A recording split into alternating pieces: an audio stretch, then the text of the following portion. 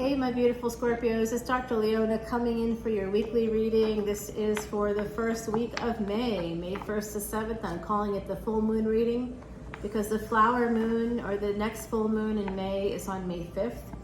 And that is all about the springtime energy. It's going to be a good thing. My beautiful, beautiful Scorpios, you are the 8th house. The 8th house energy is, I just love it. I have Scorpio placements, so I'm all about it. And I live in New Orleans, so you know I'm all about it because I literally live in the 8th house every day. I wake up in the 8th house every day. It's magic, it's mystery, it's the mysteries of life. It has to do with psychology, with religion, with the occult. It's the essence of who we are. It's the soul. It's where all the stuff comes from. K2 helps to rule the 8th house. That's the south node in Vedic astrology. Venus was born in the 8th house. So we always have Rahu in the 8th house, and Mercury is often associated with the 8th house because Mercury and Venus go together. That's how we make money, with Mercury and Venus connected to each other. You may also find that there could be the sun in the 8th house for some people, the moon. Really, you can have everything in that 8th house along with Pluto energy. That's the energy of Yama, where we life and death and purpose. How do we find our purpose? And then we have, we have Mars there too. Yeah, it's a lot of planets. And so there's like always a stellium in the 8th house ultimately. So my beautiful Scorpios, you may always feel a little bit uncomfortable, like there's too much energy of certain things and not enough of what you need. And you know, you might be like, why do I have this stuff happening? I need less of this stuff. Oh, if you have a moon in Scorpio, that's considered a debilitated situation there. And you may, because you can hide feelings from yourself. You can hide thoughts from yourself. You can transform your thoughts and feelings so easily that you don't even know what they are. So that's why it's debilitated. You may not know your own mind. You may think you do. And that's the tricky part. It's illusion. So the Lovers card is at the bottom of the deck, Gemini energy. We're starting off with the World card. If you want to see the extended for this video or any of my videos, please go to patreon.com. We have the Emperor coming in for someone. Someone's deciding to come in. It looks like an Emperor is coming towards you, Scorpio, or you're an Emperor coming towards someone. You want to send a message because you want to have victory in a situation. You may plan on marrying a person, or at least it's a thought in your mind, or it's a thought in the person, the Emperor that's coming towards you. It's a thought in their mind. This is a lot of movement here, a lot of movement for my beautiful Scorpios. Someone is really manifesting you. They are. This is 8th house energy, even though it's Gemini. This could be Gemini in the 8th house. Wow, how powerful is that? If Venus is there, whoa. The 8th house is not a transactional space, but with Gemini there, it is all about your choices. You want to make money, it's all about your choices, and it will all be connected to the energy of communication, technology, travel, and transportation. That's how you will meet people. That's how you will make money. If you're an Uber driver and you're Gemini in the 8th house, you're going to meet people that are going to change your life. I mean, like, you know, you can meet your partner, you can meet business partners, you can make friends with rich and famous people because you're an Uber driver. I mean, like, this is Uber basically coming through. So I don't know how that fits into your world, but you could also meet someone who's an Uber driver who could help you out. So Scorpio, there's a lot of happiness coming through from this Gemini energy. Look at where Gemini is in your chart, Scorpio. This is Leo, past life energy connected to a Gemini. Judgment card is Sagittarius energy. So this is the 9th house. There's manifesting, moving towards your Dharma, towards your purpose. Someone would like to have victory when it comes to a home. And this could be a brand new house or a new home space. I see here a new opportunity with a house coming in. You could be getting a message about that. The Emperor that's coming towards you, be careful because they are heartbroken. If that's you, you need to be careful. I also see Year of the Horse as being relevant. I think that's 1978, possibly 1992. No, 1990 maybe. 1990. Yeah, I think so. I don't know, you guys will have to correct me if I'm wrong. But I do see here stability here, Cancerian energy. We've got Aries, Pisces, Aries energy here. We've got Gemini, Sag, Leo. Wow. There's love here. There could be a marriage on deck for you with an Emperor, my beautiful Scorpios. This person is quite upset. Whoever this Emperor is, they were in love with you, maybe are still in love with you, you were in love with them. Here's that Pisces energy coming in again. They're getting some perspective on this opportunity. Sorry, I don't understand. Off, Siri.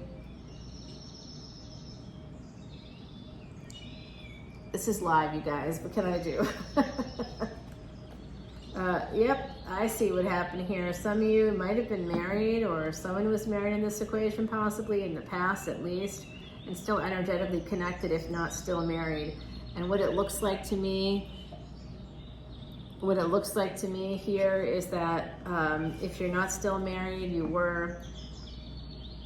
This Empress, whoever they are, they're stacked. Financially, they're doing well. They have a home, at least one, maybe more from what I can see. They're highly educated. They have at least one child. Maybe you have at least one child. They are happiness incarnate. They're joy givers.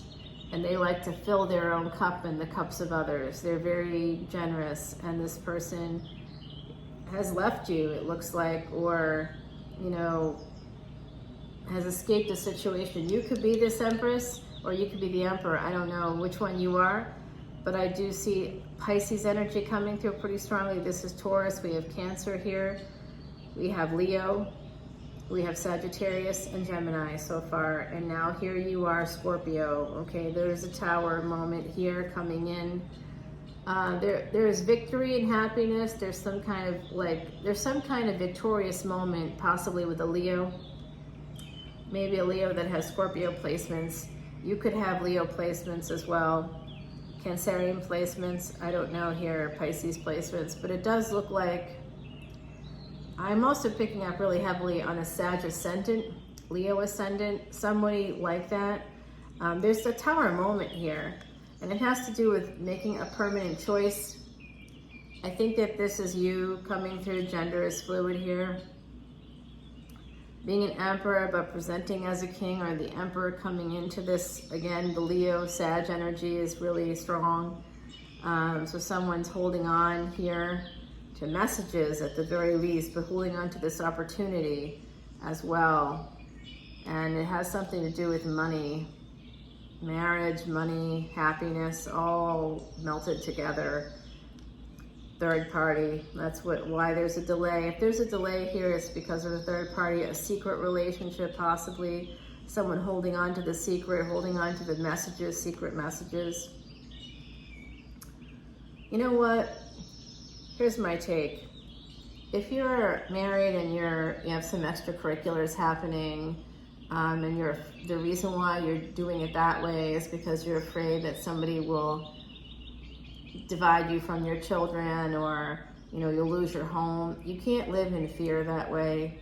There are courts, there are judges, there are lawyers that are there to quote unquote help you. They're there to help themselves, but you can hire people to deal with that. You don't have to stay married to somebody because you're afraid that they're going to hurt you. That's why you divorce them. That's why you leave them. Because if you're afraid that someone's going to do something shitty to you, like take away, your children's respect of you, or change your children's opinion of you in some way, if they threaten that, and if you feel like that's what's going to happen, you're with a narcissist. You need to leave them, because they're just going to drain you until you die. You're just going to die a sad old person, hopefully old, but probably not. I mean, you could have a heart attack. They could drain you to the point where you just can't take it anymore. I tell you, they cannot stop being negative. And it doesn't matter how much therapy they get, because narcissists they wear masks. Therapists aren't gods, we're just people, okay? Can't help everybody, not narcissists especially. You can just teach narcissists, those with NPD, you can teach them new skills, but they'll never not be a narcissist. I see a lot of these channels with men saying that they're recovering narcissists. They're not recovering. They've got videos of themselves with their faces every single day, them yelling and screaming about narcissists. And let me tell you what's going to happen. Let me tell you about this. Let me tell you what. How about you not tell us that? How about you just focus on yourself and your recovery, your supposed recovery? In the meantime, that's what's happening because of narcissism. So there is an ending here. There was an ending here. Someone's possibly holding on to that ending because this relationship was a secret relationship. It's very painful because you can't express it to anybody else. I think this was a secret relationship. It wasn't public. Death is here connected to the Queen of Wands and a marriage, okay? A first marriage possibly. The other side is coming through saying this is a past life connection. Someone made a choice to hold back or is making a choice to hold back. They're very defensive. So Aries energy coming through. All right, this is an Empress taming the tiger. The Empress came out already, and there's an Emperor coming through here. So we'll see what happens. This is connected to the past. So the other side is telling me also, for those of you that believe that some of you need to protect yourself against the past. The Wheel of Fortune is about to turn. Once you get some clarity, you're going to be the one to turn it. Sometimes it gets stuck in the mud, as my great-grandmother would say in a whole other language. But once it gets unstuck, how does it get unstuck? You got to get off the wheel. Get out and start pushing it. That's how it's going to get unstuck. It's in mud, and if you let it sit there too long, the sun, whatever the rainy season is, like the spring, summer is next, that wheel is going to get even more stuck because the sun will bake that mud and it'll become like cement. So you have to get out and push while it's still mud. Oh boy, here we go. That happened last time too. Sorry about that, you guys. That's my little playlist going over. That's also my cue. I gotta move on to the next my next client. All right, you guys. There is Ace of Swords, Ace of Wands here. What I'm gonna do is quickly put down some cards for the extended. I'm gonna just shuffle up Timothy Lance's Archeon deck. I shuffle all the cards 108 times. So if you're like, why is this reader not shuffling like a Vegas dealer? Because I'm not a Vegas dealer. I also am disabled, so I don't have the coordination on the left side because of a brain tumor. A cancerous one that started spreading 22 years ago, and usually that's a death sentence. And they actually told me I only had 2 years to live, but I am a psychic, I am a Vedic astrologer, and I used that magic to manifest more life. I turned 2 years into the last 22 years. And if you would like to be able to do the same thing, please come on over to Patreon and I will be happy to teach you some of the things I used to be able to be here today. It has to do with Ayurvedic medicine, meditation, mantras that use vibroacoustics to help heal the body. Okay, yeah, did you see that? My hair gets caught.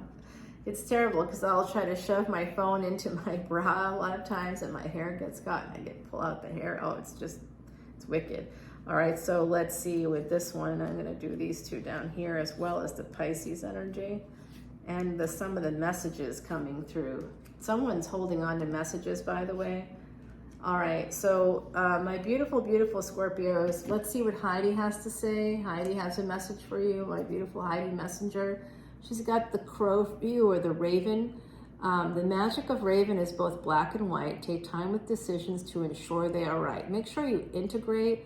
Make sure you aren't just looking at like something is good or something is bad. That's what I don't like about when people describe those that go outside of a marriage as cheating, because that's black and white thinking. That's putting someone, usually the person describing it that way, in the space of victimhood. You don't want to be in that space of victimhood, because that's where narcissism is born.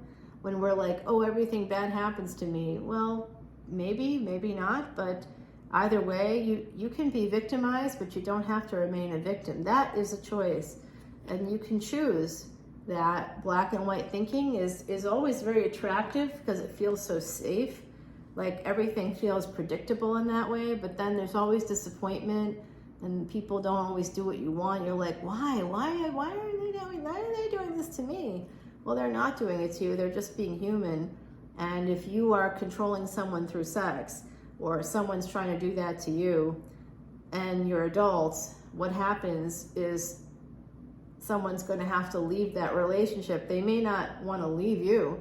They may actually be loyal to you, but they need sex. It's being a grown-up. You're going to need some sex. It's joyful. It's awesome.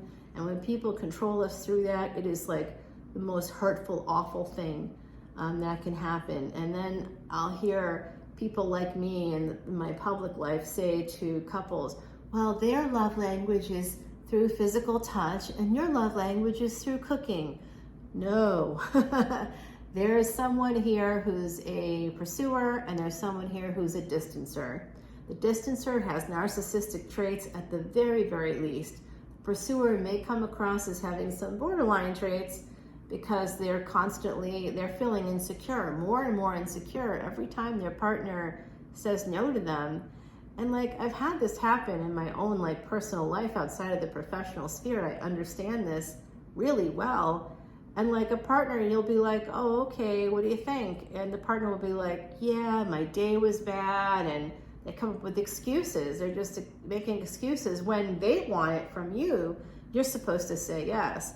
But when you are looking for it, it's like a consistent no, and they're always coming up with BS, basically.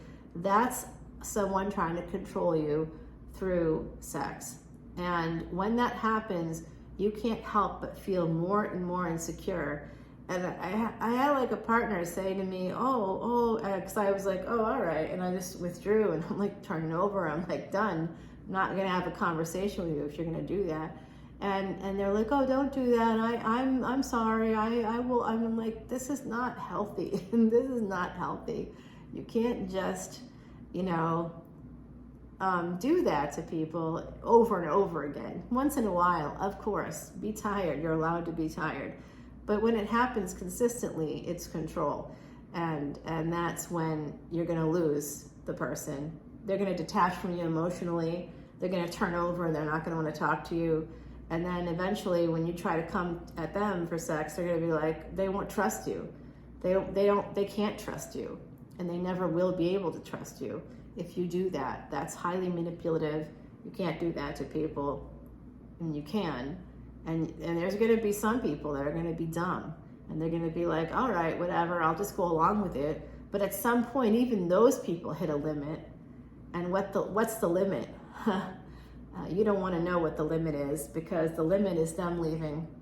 They'll be done, and you'll be like, why is this happening? Well, you try to control someone through sex, or through money, or through stuff, or through privilege of some kind. Oh, I can help you get these things. That helping relationship is never about helping. So I love you guys so much. I'm not saying that that's you, by the way. I'm just saying that there's some of that here. You might recognize it. Let's go to the extended and we will try to make things right. Here's a bonus card for you. And I'm being called to turn over a few cards. This is a full moon reading and we're getting the moon. There is hidden energy here. There is something we don't see. Someone's not seeing something here, because that's what the Four of Cups is, like not recognizing. They don't recognize a relationship. This could be a moon in Scorpio situation. We'll find out what the bonus card is on the other side, and I'll pull you a few more oracle cards, and we'll continue this reading on Patreon. All the info is below. I love you guys, Scorpio. Whatever's happening, I'm sending you love and light, and I'll see you on Patreon. Bye now.